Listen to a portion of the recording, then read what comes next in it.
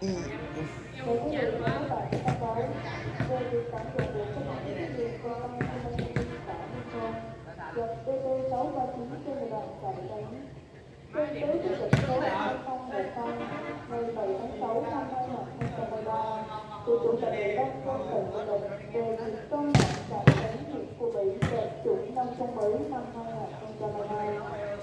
Trên kế hoạch số 96 ngày 4 tháng 10 năm 2013 về việc tổ chức lễ công bố quyết định công nhận xã Đại Đánh đạt chuẩn nông thôn mới năm 2022. Ủy ban nhân dân xã Đại Đánh thông báo cho các cơ quan, đơn vị, người dân trên địa bàn xã thực hiện các nội dung sau. Theo pháp luật, ngoài các cơ quan công sở theo pháp luật thường xuyên theo quy định, các tổ chức và hộ gia đình trên địa bàn xã theo pháp luật từ chiều ngày 12 tháng 10 năm 2023 đến hết ngày 15 tháng 10 năm 2023. Thời gian và địa điểm tận dụng vệ sinh như sau. Thời gian từ ngày 7 đến ngày 12 tháng 10 năm 2023. Địa điểm kết tuyến đường bê tông xi măng liên xã Hương Thôn dọc DT 600 trên địa bàn xã Đại Đánh. Đối với đơn vị công ty, tổ chức huy động các tổ công dân chính thôn và người dân ra quân tận dụng vệ sinh tuyến đường bê tông xi măng từ ngã ba Đầu Đình đến dốc cạn Thị Lợi, dốc cạn Thị An, công viên nhà văn hóa thôn. Đối với đơn vị thôn Bụng Bạch Nam, tổ chức huy động các tổ công dân chính thôn và người dân ra quân tận dụng vệ sinh tuyến đường bê tông xi măng trên thôn Bảy Nam, công viên nhà văn hóa thôn. Đối với thôn Bảy Đất, tổ chức huy động các bộ công dân chính thôn và người dân ra quân tận dụng vệ sinh tuyến đường bê tông xi măng từ ngã ba Đầu Đình đến dốc cầu Lý Quỳ, công viên nhà văn hóa thôn. Đối với đơn vị thôn Cẩm Tây, tổ chức huy động các bộ công nhân chính thôn và người dân ra quân tận dụng vệ sinh tuyến đường bê tông xi măng từ cầu Lý Quỳ đến dốc trường tiểu học số 1 hệ thống cơ sở 1, dùng tuyến đường bê tông xi măng đến dốc thôn Cẩm Tây và thôn Tiến, công viên nhà văn hóa thôn. Đối với đơn vị thôn 10, tổ chức huy động các bộ công dân chính thôn và người dân ra quân tận dụng vệ sinh tuyến đường bê tông xi măng các tuyến sông 11 và sông Cẩm Tây, công viên nhà văn hóa thôn. Đơn vị sông 11 tổ chức huy động các bộ công dân chính thôn và người dân ra quân tận dụng vệ sinh các tuyến đường bê tông xi măng trong thôn và dắt đến sông 10, công viên nhà văn hóa thôn. Đơn vị sông 9 tổ chức huy động các bộ công dân chính thôn và người dân ra quân tận dụng vệ sinh tuyến đường DT 639 khu vực sông 9, công viên nhà văn hóa thôn. Đơn vị thông thôn Cẩm Long tổ chức huy động các bộ công dân chính thôn và người dân ra quân tận dụng vệ sinh tuyến đường DT 639 dắt đến cơ quan đầu công viên và điều phương cho các con công viên nhà văn hóa thôn.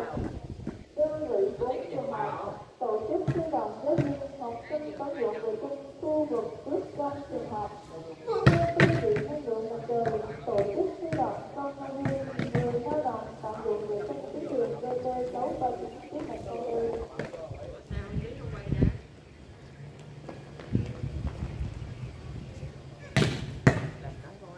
Báo về việc tận dụng vệ sinh các tuyến đường bê tông xi măng liên xã Hương Thôn quận DT 639 trên địa bàn xã Đại Đánh. Trên kế hoạch số 2010 ngày 7 tháng 6 năm 2023 của Chủ tịch Ủy ban nhân dân tỉnh Bình Định về việc công nhận xã Đại Đánh huyện Phú Mỹ đạt chuẩn nông thôn mới năm 2022. Trên kế hoạch số 96 ngày 4 tháng 10 năm 2023 về việc tổ chức lễ công bố quyết định công nhận xã Đại Đánh đạt chuẩn nông thôn mới năm 2022. Ủy ban nhân dân xã Đại Đánh thông báo cho các cơ quan, đơn vị, người dân trên địa bàn xã thực hiện các nội dung sau. Theo pháp luật, ngoài các cơ quan công sở theo pháp luật thường xuyên theo quy định, các tổ chức và hộ gia đình trên địa bàn xã theo pháp luật từ chiều ngày 12 tháng 10 đến hết ngày 15 tháng 10 năm 2023. Thời gian và địa điểm tận dụng vệ sinh như sau. Từ nay cho đến hết ngày 12 tháng 10 năm 2023 về việc các tuyến đường bê tông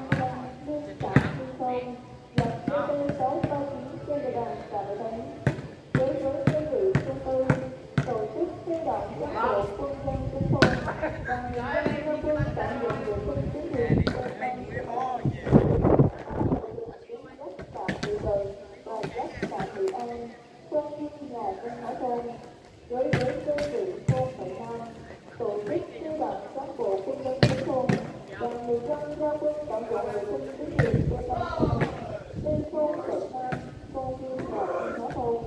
Đối với thôn Tự Đất, tổ chức huy động cán bộ, phương châm của thôn và người dân ra quân tạm dọn vệ sinh tuyến đường bê tông đây ngã ba đầu đường đất cầu Phú Quỳ, công viên và văn hóa thôn.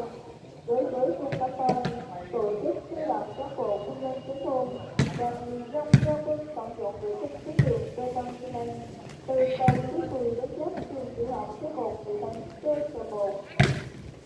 Dọn tuyến đường bê tông như này giáp đến trên Cát Tông và công viên và văn hóa thôn. Đối với thôn Bì, tổ chức huy động cán bộ công nhân của thôn và người dân ra quân tạm dọn vệ sinh tuyến đường bê tông như này giáp đến thôn 11 và thôn 23. Công viên và văn hóa thôn. Đơn vị thôn 11 tổ chức huy động cán bộ công nhân của thôn và người dân ra quân tạm dọn vệ sinh tuyến đường bê tông như này trong thôn và giáp đến thôn 10, công viên và văn hóa thôn. Đơn vị thôn 9 tổ chức huy động cán bộ công nhân của thôn và người dân ra quân tạm dọn vệ sinh tuyến đường BT639 khu vực thôn 9, công viên và văn hóa thôn.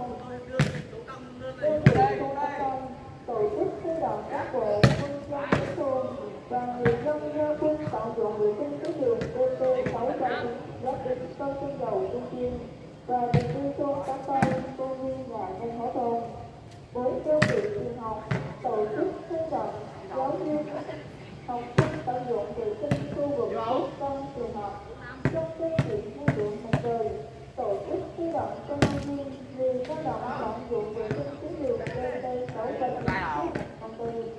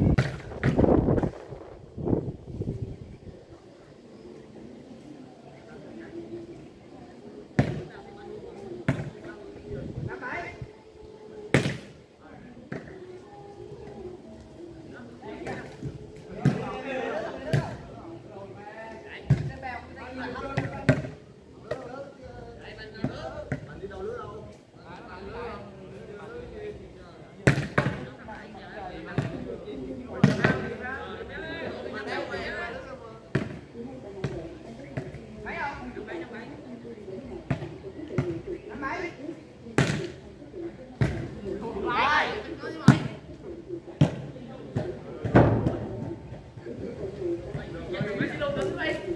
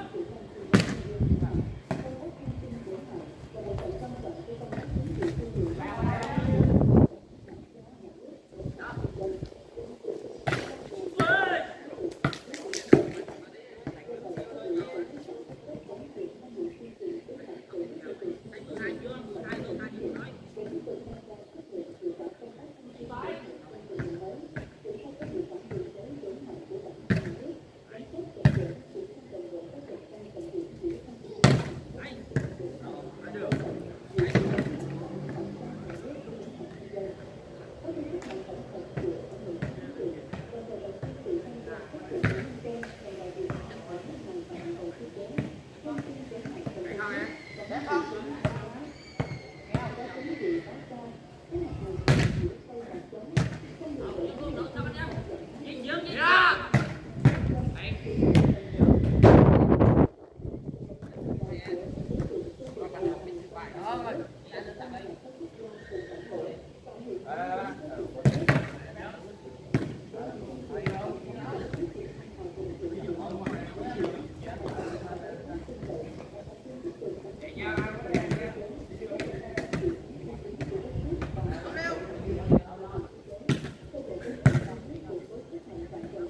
để không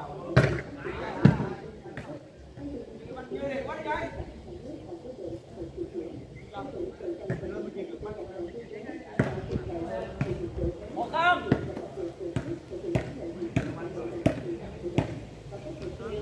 lỡ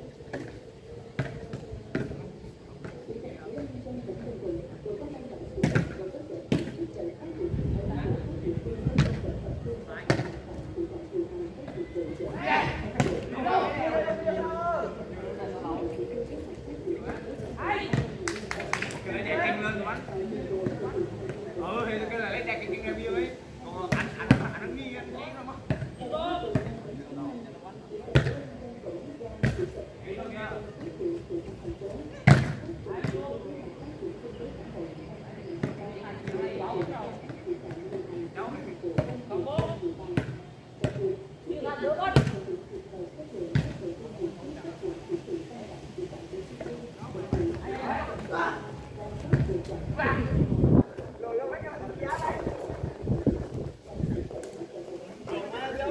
cho kênh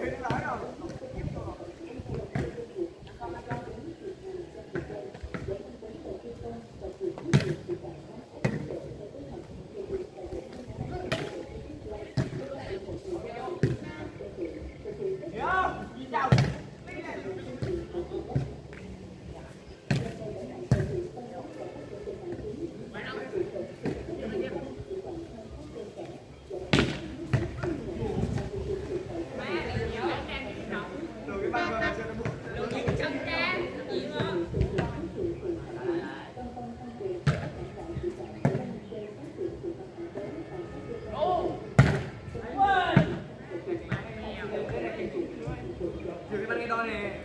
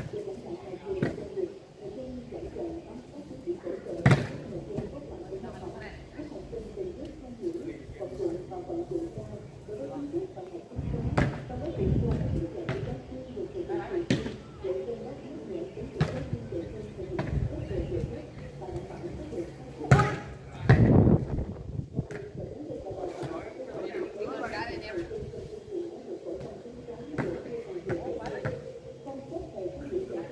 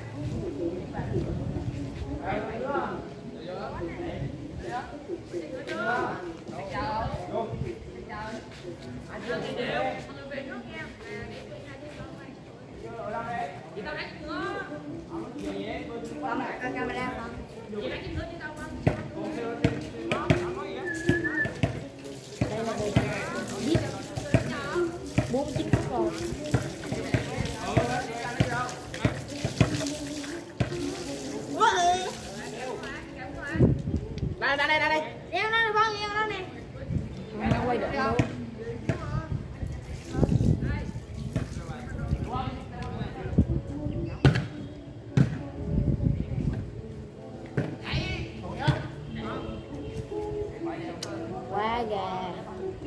Bánh được một tiếng. Còn rồi đếm thấy cái banh luôn mà. Được 50 phút rồi, mới còn 1 tiếng rồi. Còn rồi tao đếm thấy cái banh luôn ấy. Rồi những cái highlight này. Dạ em biết luôn mày.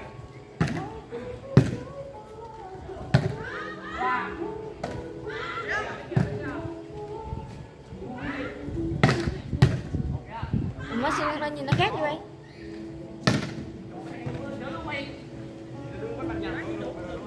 Ở trắng sao ta? Ở trắng đặt rồi bên bên trong đó cái đập. Nó chậm hơn mấy mili giây sao á? Giỏi đâu mà nhá. Mà nhìn tao nhìn hai cái cùng một lúc nè.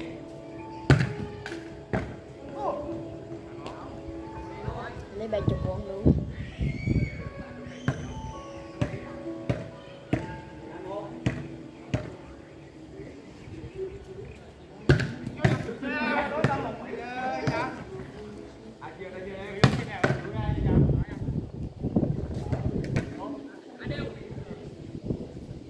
Camera xích nét vô.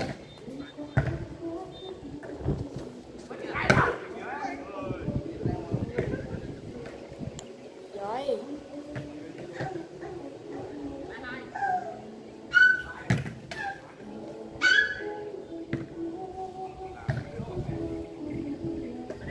Biết không?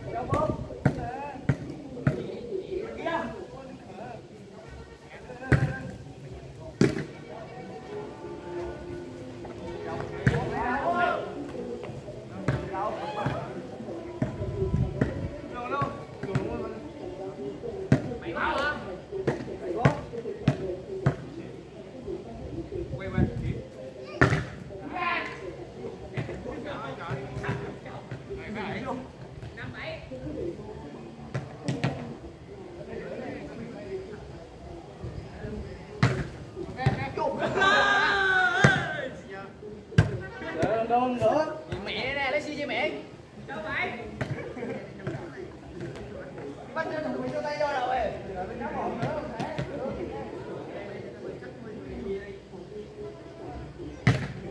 Coi đụng miệng. Chị đi. Mẹ đụng vô tao được không? Được chi? Hãy subscribe cho kênh Ghiền Mì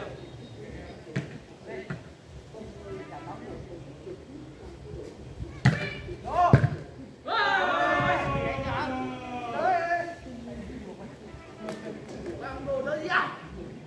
để không bỏ lỡ những video hấp dẫn.